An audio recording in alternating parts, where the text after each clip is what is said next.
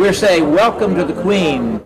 Texas lawmakers try their hand at royal waves, practicing unusual techniques for the British monarch. Like screwing a light bulb in. In other words, you're pretending you have a light bulb in your hand and you're screwing it into the socket. Queen Elizabeth briefly addresses the House on Monday, where she will be presented with a Texas flag, Capitol history book, and maple gavel.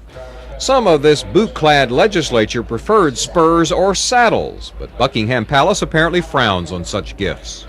Well, I'm not all that excited the Queen's coming. I think it's probably okay, but I thought we fought a revolution to stop this kind of stuff. Video screens at members' desks reminded them to pick up tickets for the royal event. Many members say the Queen's visit is a royal pain during the final week of the session. I think people are more concerned about how many bills she's going to kill by lingering around here Monday afternoon when we should be hearing bills on the House floor. The House Sergeant-at-Arms borrowed a British Union Jack for the occasion and has tried to coach representatives on protocol.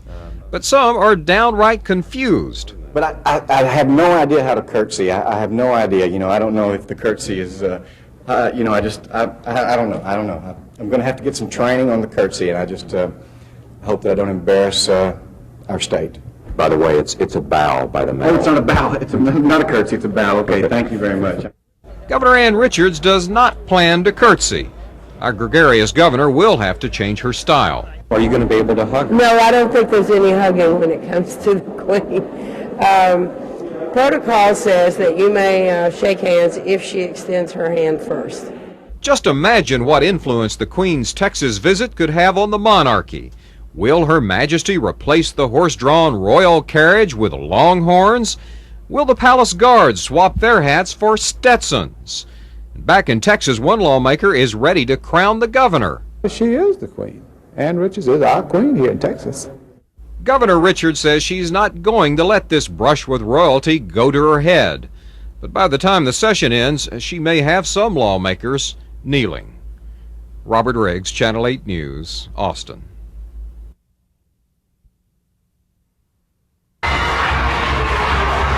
$15,000 Union Jack and Lone Star waving royal watchers at the Capitol gave the Queen the biggest welcome yet of the monarch's U.S. visit.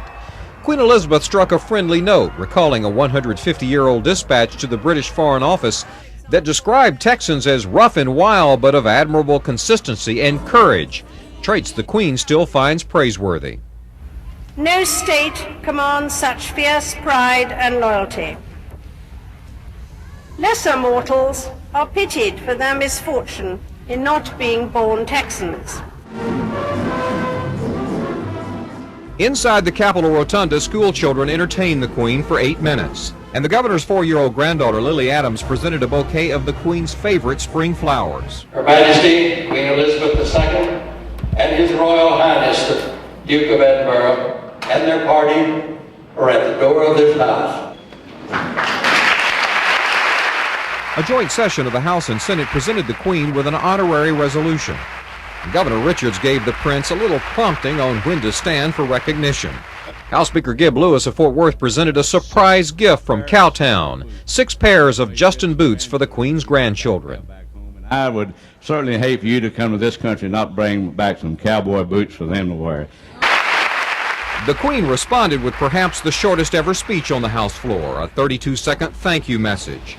Lawmakers who packed the chamber with family and friends were delighted by the Queen and pleased with the gift of boots. I thought they ought to give her a baby lamb or something to let her know we really loved her, but we were tickled to have her, and she looked so pretty today. We were impressed. It was a nice touch on the House floor today, and if my princess is going to be a queen, she needs to see what one looks like. There's a certain aura to it. Prince Philip's a little shorter than I thought he was. Prince Philip showed an uncanny knowledge of microchips during a tour of Cimatech. The prince also demonstrated a sense of humor. The only claim to fame that I have is that I'm the most experienced visitor of technical facilities.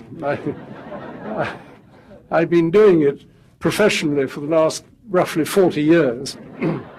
The Queen later received an inscribed Steuben glass bowl from the governor. Tonight she attends a black-tie dinner at the LBJ Library, and tomorrow travels on to San Antonio and Dallas. Robert Riggs, Channel 8 News, Austin.